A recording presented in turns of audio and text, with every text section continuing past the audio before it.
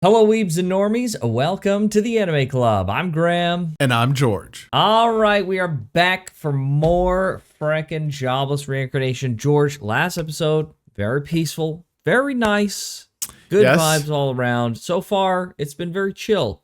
The question is, when is it going to be not chill anymore? That's the question. We ask that every episode. I know. At this point, I don't know. I have no idea. I'm just in for the ride.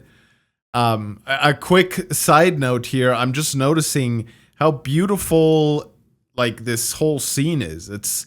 I don't know what this is like, not watercolor, but like almost, at least the trees give that kind of vibe. Yeah, they kind of do, don't the clouds a little bit. Yeah. Mm-hmm. Yeah. Anyways, that's beyond the point. The background here is the backgrounds in Jobless are great. The backgrounds in a lot of anime, especially fantasy anime, I feel like they really go the extra mile to make sure it like feels just beautiful kind of thing, right? Yes. Frieren did the same thing. Jobless does this. Like ReZero is set in a fantasy world, but it doesn't necessarily have like I don't think there's like times where we're looking like, look at this background, it's so beautiful. It's usually just focused on other things, right? On it's the kind of main interesting thing, yeah. Yeah. Mm-hmm. Yeah, but this is very good. But anyways, back to your original question. What's going to happen? I don't know, man. It's a mystery. There's still so much to explore. Yep. So yeah, I don't know. I think, could this be the episode? No, I think last time we speculated it would be episode 6.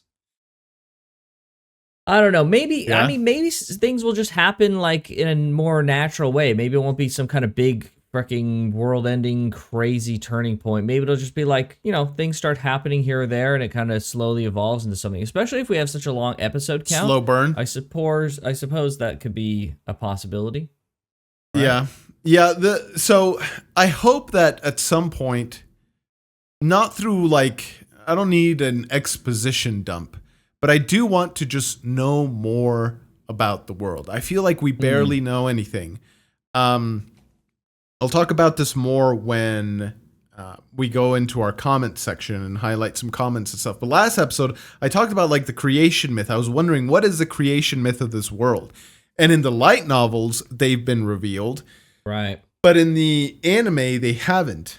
I don't know if that's information that we're just never gonna get, and it's a fun world building thing, but it's not crucial to the main plot, and so they decide to cut it, or if they're just gonna introduce it to us in some other way.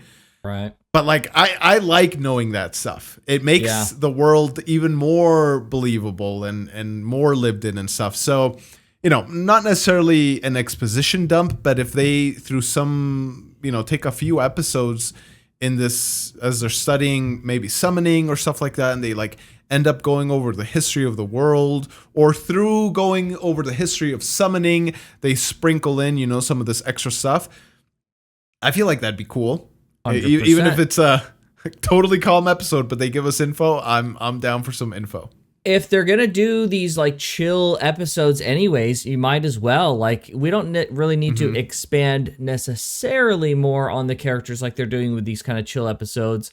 But if they wanted to do something good in these episodes to move like the whole story forward in these and have chill episodes, what they could do is they could have an A-B plot where like the A plot is like whatever the episode was going to be about, and then the B plot is like Rudy reading a book to his daughter that covers the creation myth, right? And so like it'll be like about the A plot, and then it'll cut to B, and then it'll have like a little bit exposition and some animation to show like the things he's talking about, and then it'll cut back and kind of intersplice it that way. So it's like it's still an interesting way to do the exposition, cutting it up a little bit as well. So that would be really cool. I really like something like that, but I don't know if they've already covered it in the light novel and they haven't done it in the anime because they've just kind of left it out. When do we get that exactly? Is it necessary? Is it not necessary? Like, it seems kind of weird, right? Yeah. I didn't actually read the full comment, and I'll still highlight it, but I didn't read the full comment because I was like, I don't know, is this something I should hold off on, or is this, I was almost during our comment section, maybe I'll just do it now, put it up to the community and almost get, crowdsourced info of like, is this something that we should know? Will it make our experience even better now? Even if in the future the anime ends up going through some of it, does knowing the information now improve the experience, or is it maybe better to hold off? So I don't know. Maybe people can chime in on that. But yeah, it'd be great to know. It'd be awesome to know. Yeah, like I want to say, like, I want to lean on the idea that, like, well, we should just trust the showrunners who are kind of directing the anime and stuff like that, who are saying, like, well, we'll slot it in, or you don't need it, or whatever it is. Yeah. But maybe, maybe it is something that would help just to kind of give us more context about some things that happened here or there, especially if they're not going to cover it at all, right? It'll just add some extra understanding. So that would be good to know, but it would also be better to watch this episode. So, everybody, hit those nice buttons below. Consider a membership. We are glad you're here. Let's go. Back in his house? Oh, Cliff. Oh. It's no, not this is the... Oh, gosh. They're going to be getting married, right? Like, they talked about it? Oh, speak of the devil. To do me once every 3 days. That's how she puts it. At the same time. Bro. She would know. Oh my gosh. Anyone knows it's her, bro. Oh my gosh. That's right, Rudy. That's right, bro. Oh no. Bro, she is devious. Please. Oh, bro folded immediately, dude. He folded right away. Yeah, is that the same aphrodisiac he had before? Actually drooling, dude. Actually chill. Drools. Oh, it's the wedding. Oh, she looks beautiful. Wow. Look at this guy. Oh, it's a necklace instead of a ring. That's cool. Interesting. Basically, they faded to black there. They did a cut and not show it put on her because her hair is huge. How did he get that on her? I assumed it was a clasping necklace, not a... You might be right, George. You might be right. Yeah. Okay, fair enough. Oh. Let's go. Bro's married. Got himself a wife. Oh, frick. Oh. The spell, actually. No, oh, that's like a natural spell. Yeah, that's cool. Yeah, what the frick? Elves in this world...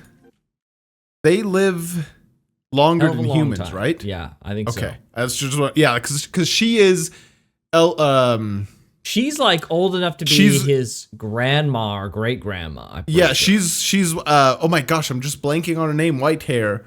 Sylphie. I keep wanting to say Roxy. Sylphie, yes. Sylphie's grandma. Yeah, so they do live a long time. Dang. Yeah. Oh man, that sucks. Yeah. But, well, I mean, you know, it's normal for elves, yes, but yeah. Oh my goodness.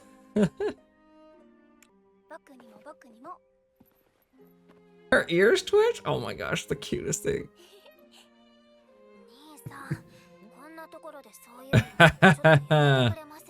Oh my gosh. Hey, he's looking really mature there.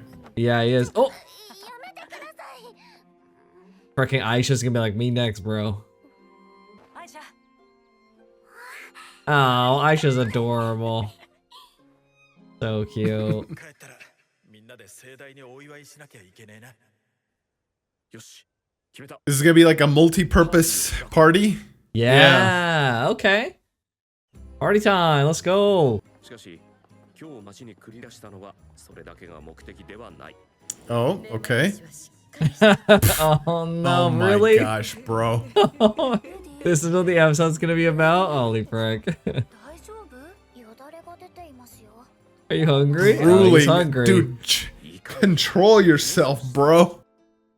Oh, she wants a new hat. New mage hat? Oh no, Dang. It's all ripped. She needs a new hat. Yeah, no kidding. Dang. Fancy place. Oh no. Oh, it's not a restaurant.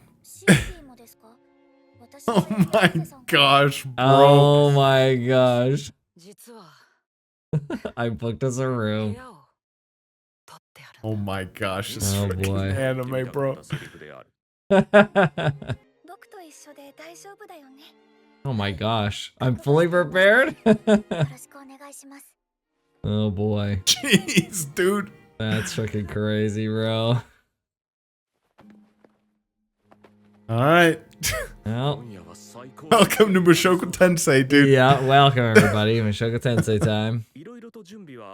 You know, as graphic as this show gets sometimes, I'm surprised that they freaking just transitioned from black. that. And then, yeah, and then now it's the next. They just glossed right over it. They did all this build up to that, and then they're like, okay, now it's over. It's like, okay, I was expecting more from this show. I was getting prepared, but, you know, especially with the scenes we got of Alina Lee's last season with the people in that room and stuff, or her, like, looking out the windows. Oh, my gosh, what the frick.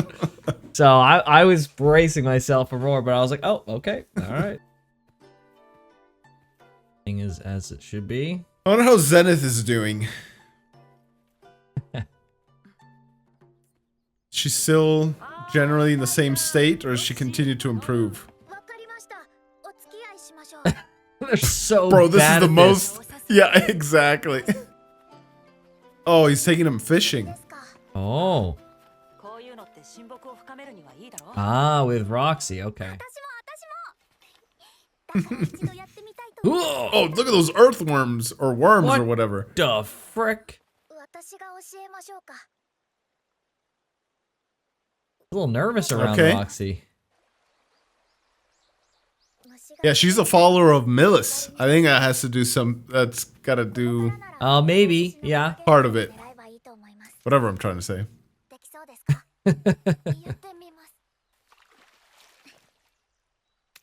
Oh, she already caught one. Dang. Oh, interesting. Oh, true. He's probably that good. He could probably just do that. Oh, jeez. Jeez, that's a big fish. How big is this? Yeah. Yeah, what the frick? It's tiny. Oh, there it is. Oh, okay. It's like a. Oh, right into her hands. Good-sized fish. Okay.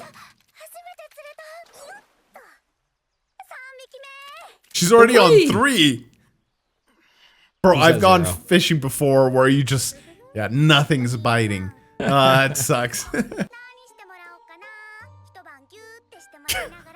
Cuddle me all night. I show you. What the frick, bro? It's a boo. No way. It's, yeah.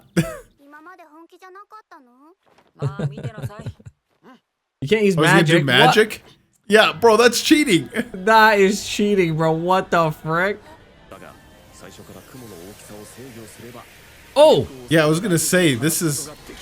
okay. Oh! Dang, he's already modified the spell. Bro, careful. Jeez. Bro, isn't that a little much? I was gonna say it's cheating. Yeah, exactly, bro.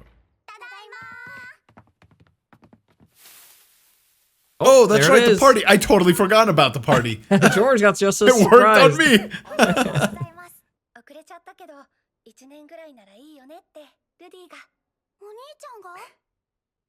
So they only do it at 5 and 10, so intervals of 5. Yeah. Interesting. Mm-hmm. Oh, it's like a Christmas tree almost. Dang.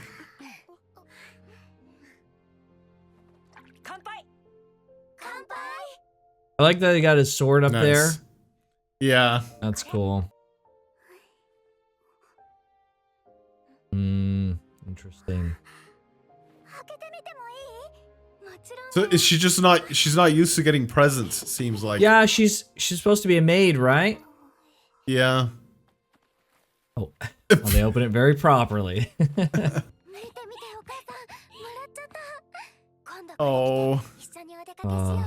She can't fully share it with her mom. Oh. What? She responded. No way. Is she?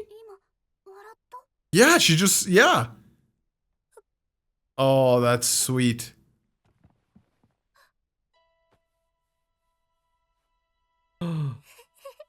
She understands that there's like, you know, it's a special event for them.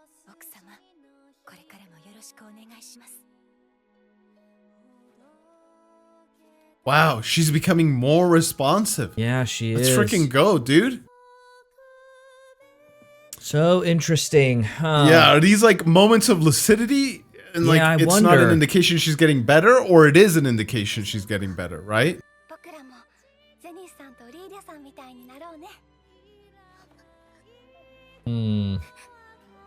Dang. Seems like Roxy wasn't even 100% sure of her standing. Yeah, interesting.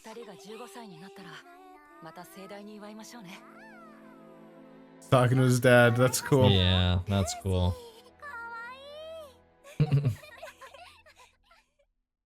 Celebrations. Wow, that's a great one. This is another freaking banger slice of life episode, honestly. Yeah, almost, well, not almost all of them. Like, after the first two, they've all been like this. Yep. Yeah, it's nice, man. It's nice seeing Rudy, you know, he's living life. He's living the life he's never gotten to live. So good for him. Good for him. Good for him is freaking right. Yeah, it's when it comes to Zenith, I think she's just reset. I think she had a freaking hard reset. I think so she too. lost her memories and motor functions like a and child. everything. She's like a kid, and she's just got an adult body, and so she's kind of piecing it together, but I don't think she'll ever go back. Woo. Yeah. Dang, man. That's crazy. Yeah. Yeah, I wonder what, I wonder when she'll start speaking.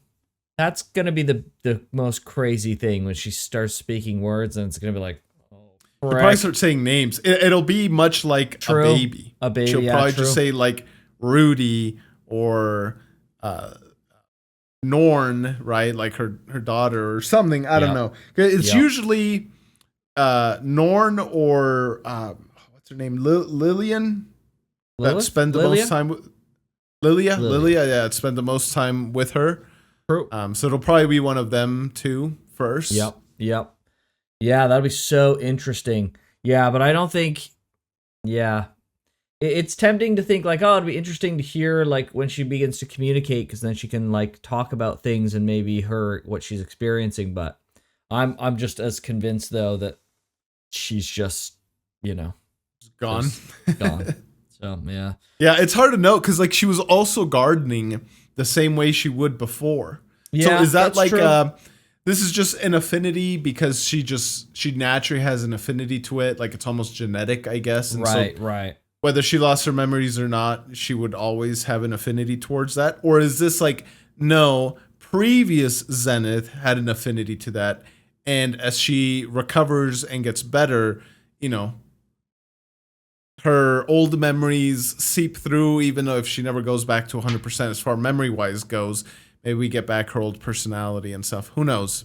Yeah, I think who knows? Also, it could be a matter of like, if you have a skill and then get amnesia, and then like how much of that skill do you retain, right? Is there some level of muscle memory? Is there some level of, even if you don't have the exact memories, do you retain some level of like familiarity to the things that you see, even if you can't remember why, right? Like, I don't know how that would actually work for a person, right? Do you absolutely lose everything related to that? You'll hear stories of people who had Alzheimer's, but then they'll like play the violin or they'll play the piano and they'll play a piece like perfectly that they used to play all the time, right? And then they go back to their Alzheimer's state. Right. I don't know. I haven't witnessed that personally, but it's just like kind of stories you hear, or you'll see videos of stuff online like that. So I don't know how true that truly is. Right. But it seems like it seems like it happens decently often.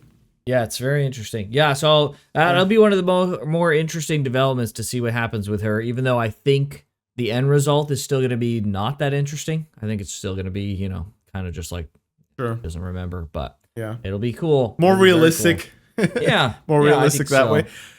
Yeah, I really liked Rudy's speech at the end there, where he's like, you know, I think it's okay for us to laugh a little. We don't have to just mourn all the time and be sad. There are still things to celebrate.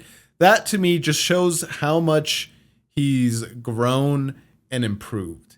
He past Rudy, man, he was as fickle as I can't think of an analogy. Nice. Nailed it. But he was very fickle, dude. He any little thing, and you know, he'd retreat. He's like a little pill bug, roly poly. He'd just curl up in a ball. Right.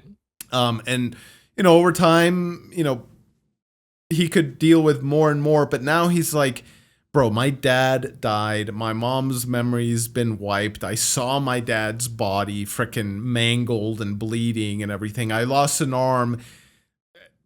I don't know, man. Normal people see something like that happen, bro, they're out for like a decade or two.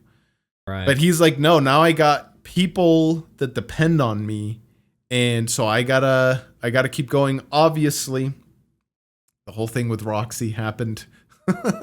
And he had, you know, he had a very, very down moment and stuff. But again, like his recovery and his ability to bounce back from that is commendable.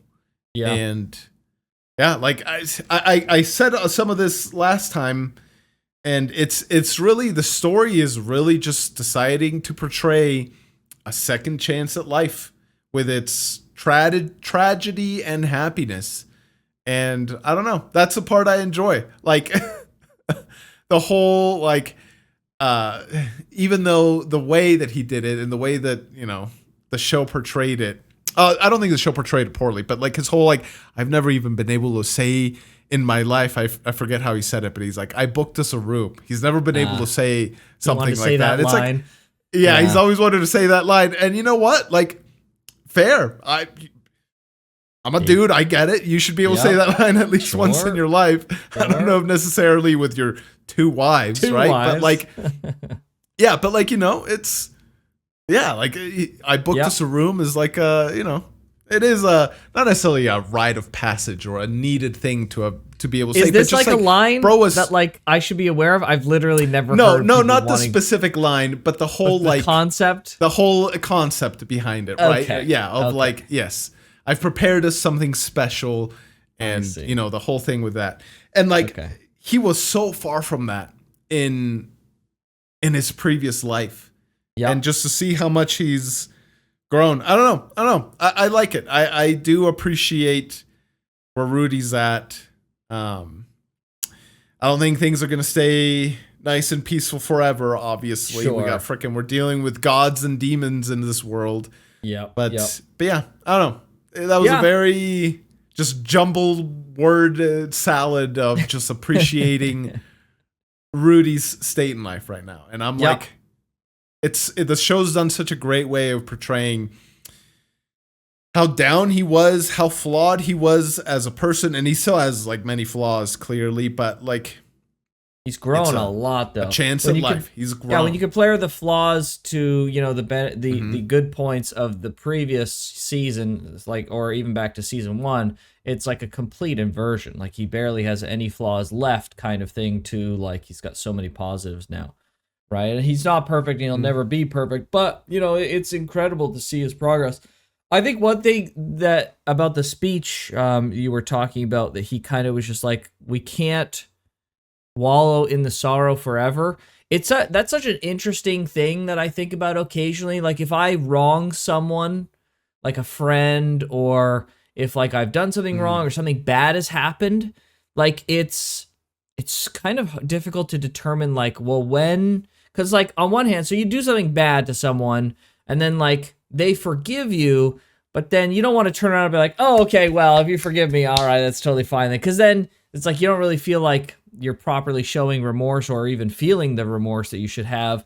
But then it's like, okay, well, how long do I don't want to be remorseful for so long, because then, you know, the people are going to be like, listen, you got to move on. Like I forgave you, blah, blah, blah, blah. So it is great to see that Rudy is kind of getting to that point of like, we've had our time to be sad. Like now is the time to move on. And it's just like a concept that everyone's got to deal with, right? Like you're going to do something wrong or something bad's going to happen to you. And sometimes you may still feel bad or feel sad about those things. But at some point, once you've taken some time to kind of absorb it and think about it and deal with it a bit, then you got to just move on. Whether or not you still feel some of those feelings to some degree, you just gotta accept, you know what? We can't be sad forever. We may be still sad about this thing that has happened, but that doesn't mean we can't be also happy going forward about new things, right? So it shows like a very dynamic kind of maturing of the character that's like not really expressly stated, but as you said in the speech that he gave, it really does. He is kind of showing that of like, yeah, we got to move on. We gotta be happy, despite the fact that there are many sad things. So it's very interesting. Gotta heal. Yeah, healing.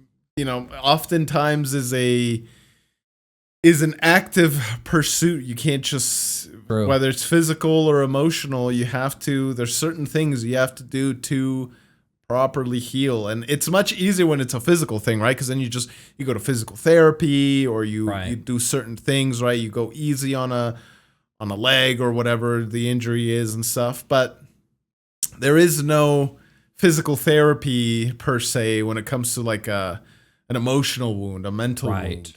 Right. But you still got to do it. Yeah. Difficult. Yep. It's very, very interesting. All right. Well, let's get some comments. Let's do it. All right. I got a comment from YouTube from Stikari. Kind of sad they didn't include Rudy finally realizing which one of his wives has the most mana. His admiration for Roxy made him believe until that day it was her, but he now realizes Sylphiette has about 2.5 times more mana. That is really cool to know. I read this comment immediately. I was like, that's freaking cool. This is a very, very silly thing that they've left out because it would have been very cool, at least to me. I don't know. Maybe other people don't find it as interesting, but like mechanical things like this and like the mana levels and the spells and the this and the that, I'm freaking all over that. So yeah, I'm really sad that they kind of left that out. But I guess it kind of makes sense. They kind of portrayed that because when they were finished after casting the spells and they were on the horse, Sylphie was like totally fine.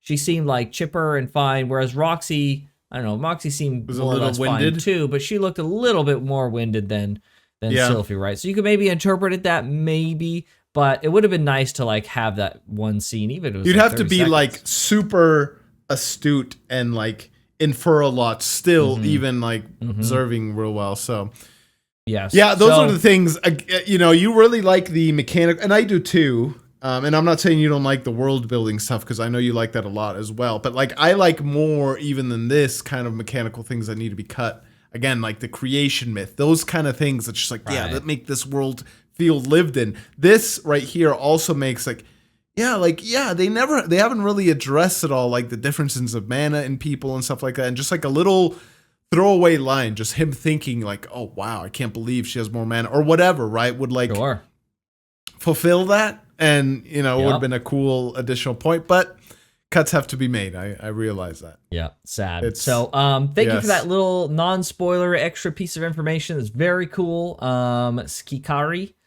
I got another comment from Meowie879. In fact, Rudy considered, this is about the baby being potentially reincarnated. Rudy considered the same possibility and engaged in some antics to try and unmask his daughter, just in case she was a reincarnated soul. But that part was left out of the anime adaptation. It was just a bit of comedy, though it ended with Rudy deciding that even if it were the case, he would raise her with the same affection his own parents had shown him. Again, more content that's super freaking interesting. That would be good to know because we would have. I'm actually really happy with this comment for the fact alone that we would have maybe speculated this several more times in the future, like here and there, being well, is it this? Is she reincarnated actually?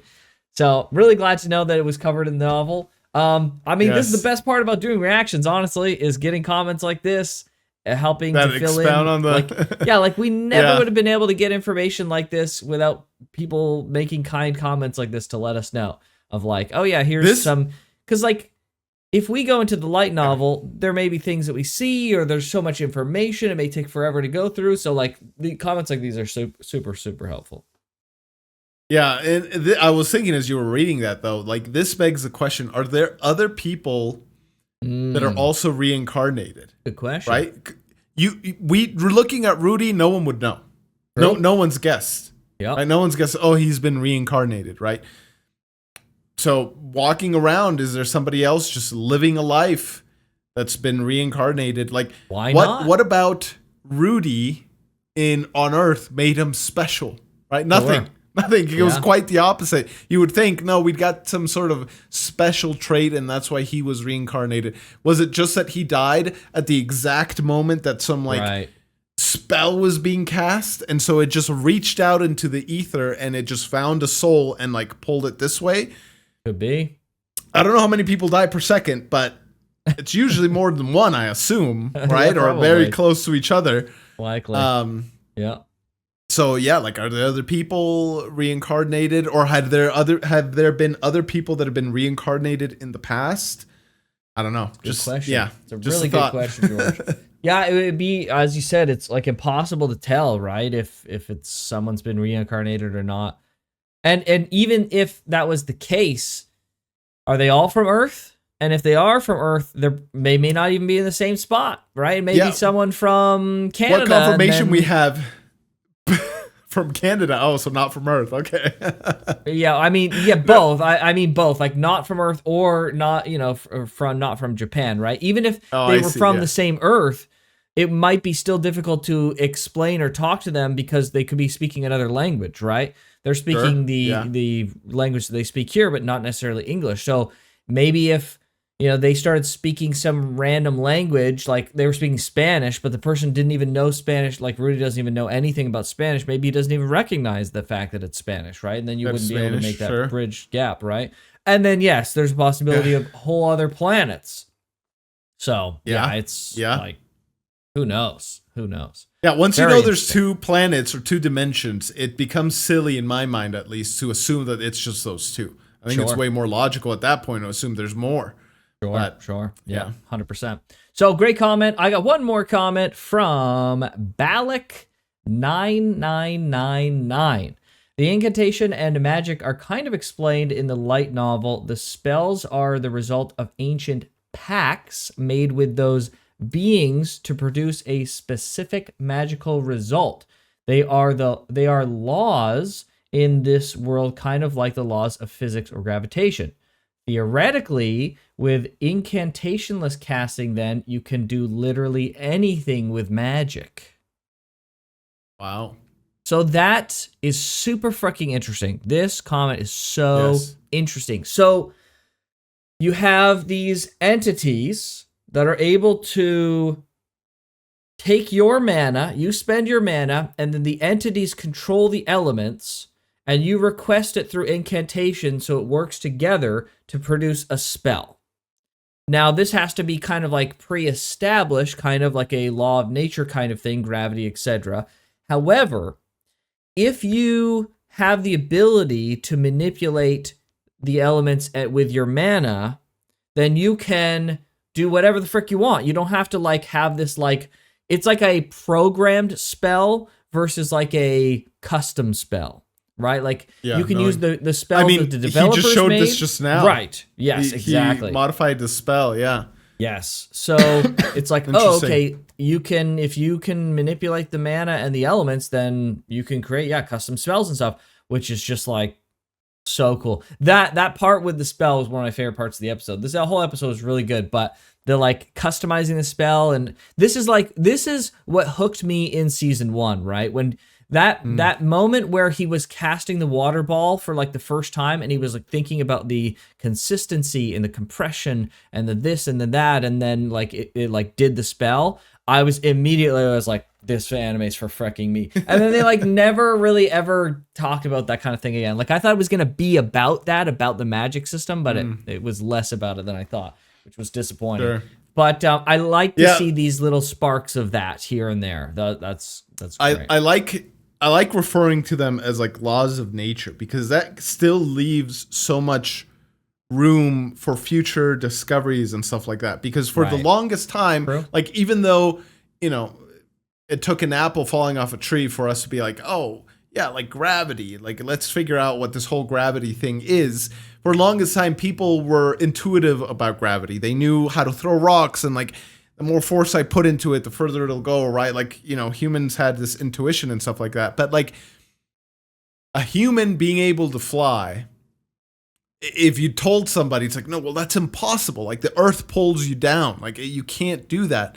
Yet now humans can fly in machines, but they're not breaking any laws of nature, any laws of physics. They're using a different law and a different mechanism in a way to circumvent gravity, but it's not as if like gravity goes away or they stop using gravity. So like, you know, there are potentially ways to circumvent certain spell limitations that they just haven't even thought of. It just hasn't, you know, in their craziest dreams, they've just never thought of it. And who knows what the future of, stuff like this. And I wish, obviously the author probably didn't do anything like this, but like, I almost wish that at some point they would be like, here's just like one random chapter that I wrote, has nothing to do with anything, but it just shows life 10,000 years from now and like what it would be like. I don't know. It would be cool. Sure. To see what kind really of comes cool. of it all, what's discovered and whatnot.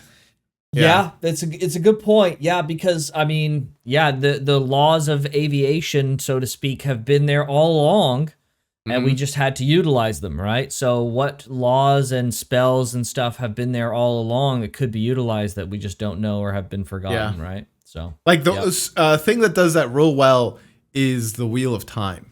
It'll show snippets of what it was before when at the height of magic, and there's stuff like I remember being like, bro, is that a light bulb? That sounds like a light. I'm pretty sure that's a light bulb there that they're talking about. And like now, you know, it's all like torches and lanterns and stuff. It's like, no, bro, they had like magical light bulbs at some point in this world. It's gone now, but they did. Yeah. So it's cool. Very cool. It's very cool. So yeah, great comments, everybody. Thank you to you three for those great comments.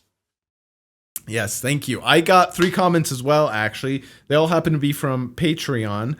The first one is from Nimi. This is that very... Nimi, thank you so much for taking the time to like write out this whole stuff about the creation myth. I saw how you did it with, 20,000 to 10,000 years ago, 10,000 years ago, 8,000, like I forget the exact ordering, but it was very well done. I didn't read the whole creation myth stuff because, again, I wanted to maybe kind of crowdsource and see, is this something that we would benefit from knowing right now?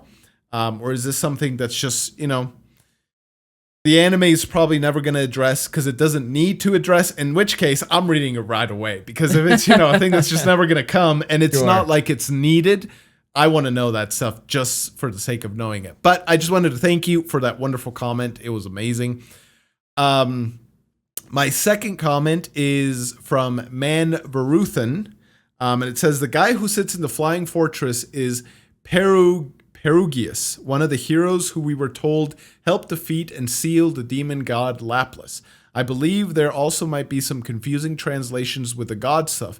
Someone correct me if I'm wrong, but I think the man god is referred to with a different godly suffix than the other supposed gods. Rudyard also seemed to separate him by referring to him as one of the gods of ancient times or something like that. The sword god et al., and I think even the dragon god, seem to be more titles of godlike skill and possibly raw power than any real godhood in the form it usually refers to. So that's a very interesting distinction there. If the dragon god Orsted, like I knew there was the sword god, like that we knew. Sword god is just you're the strongest of the of that technique and stuff like that. But even the dragon god, if that's just like no, like the dragon god is for Orsted because he's so good, just so strong. Yeah, and to be fair, the human god has this other dimension. But the dragon god doesn't, at least none that has been shown so far. He just seems to be yeah, like super strong and stuff like that. So yeah, and Rujard refers to him as like one of the gods of ancient times. Like what? Yeah, I don't know fully what to make of that, but it sounds like man god is like an actual god, right? In the like true sense, right? Maybe Millis, maybe he's also around and he's like Right. another actual god in the regular sense. But Orsted, what I'm getting here, it's almost confirmation that he isn't, traditional god. Interesting. But he's super strong. Like, he may be like as strong as. Well, that's what is. Yeah. Like, so not a human, but a mortal, or maybe he's so strong now that he is, for all intents and purposes, immortal or whatever. But like, it seems like it's possible for lack of a better term, mortal to ascend to godhood. If you become strong enough that you could like rival. Because didn't the man god at some point say like, I don't want to mess with the dragon god. Like it was, he said it in much more words than that, but it was kind of the message that I understood. Yeah, he did seem a little bit wary of the dragon god. It could be because he's afraid of him from a power perspective, but it could just be he was kind of wary of him because like the human god kind of inferred that he was angry at him for something that he may have done. So maybe he's not afraid of him. He's just like, oopsie, I did an oopsie, and like, oh no, he's mad at me kind of thing. But he's not like in peril of like his power or anything, because maybe he's the man god's just so strong that like nothing you can do could even affect me kind of thing. Yeah. Who knows? So many possibilities. I have this, as people who've seen the channel, I mention it every once in a while. I haven't had much time lately to work on certain stories that I like to, it's a hobby, short stories and stuff like that. But I do have one where like the true god died a long time ago, and he gave his like children his powers. He like divvied it up against his children. He's like, take care of my creations.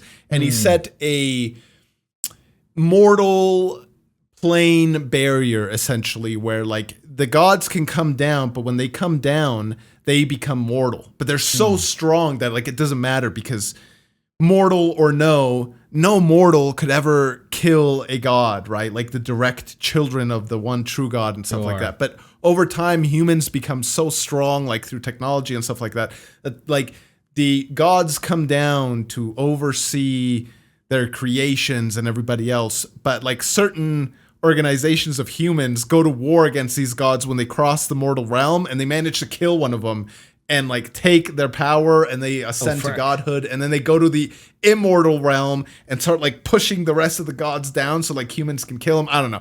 I don't want to get into all the details, but crazy.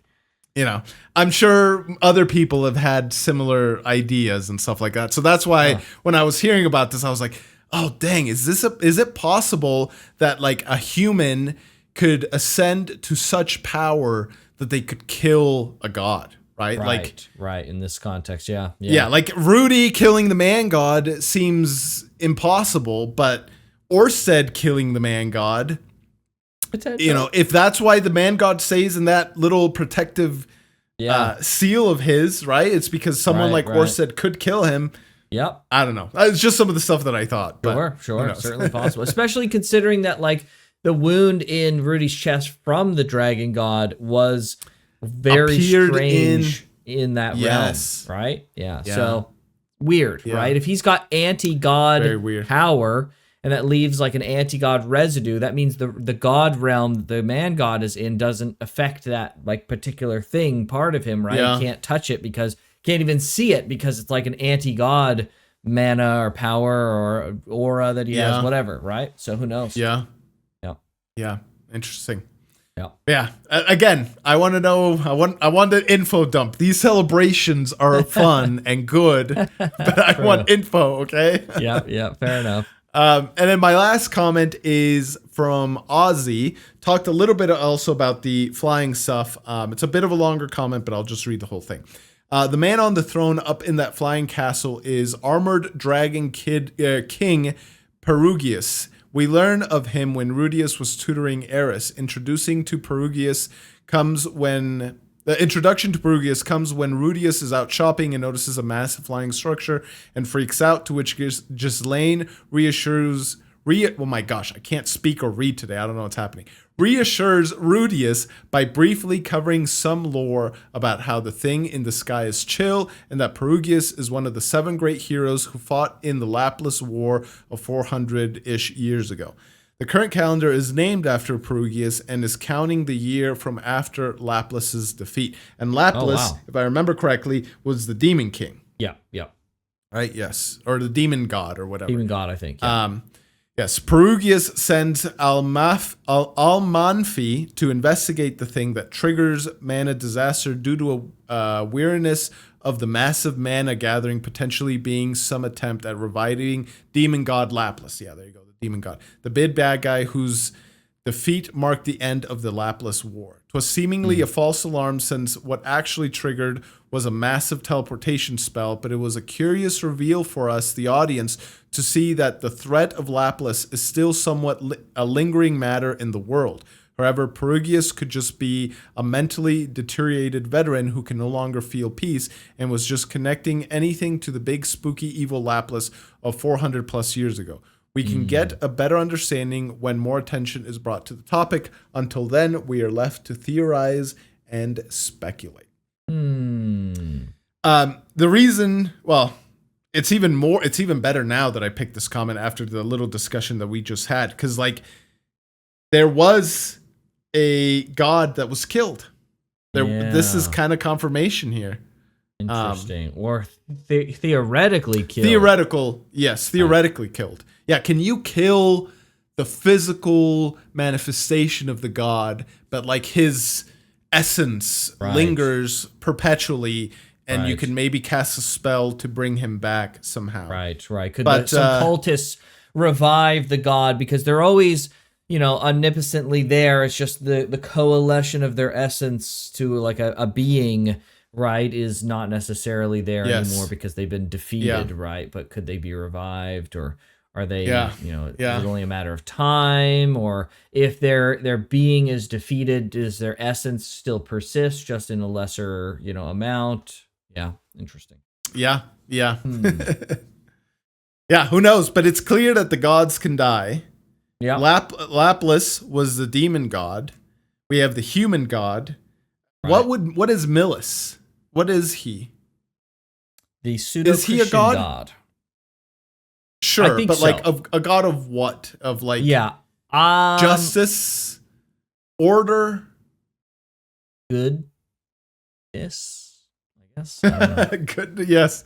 Like usually the stories that I'm used to is, you'll have the god of like the dwarves or the elves, or like of certain beings, or of certain concepts, facets of reality. Certain concepts, like the god of justice, the god of mercy, the god of whatever, right? But like, so is the demon god, and are there many different types of gods? Like, we don't know. Again, I hope people can just say yes. Read the creation myth stuff, and all these questions will be answered, and they're never going to address it because it's not in direct, alignment with the main story. And then I will eat that up right away.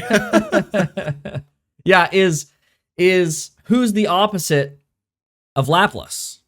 Right? Is it Millis? Yeah, you would think. God? You would think. Yes. Yeah. You would think that there'd be opposite stuff like that. Yeah. Good and evil. But who knows? Dark and light, right and wrong. Yeah. It's very interesting. Super interesting. But yes, thank you guys for your comments. Nimi, I am rooting for your comment as well, that people just say read it right away and I will consume that thing.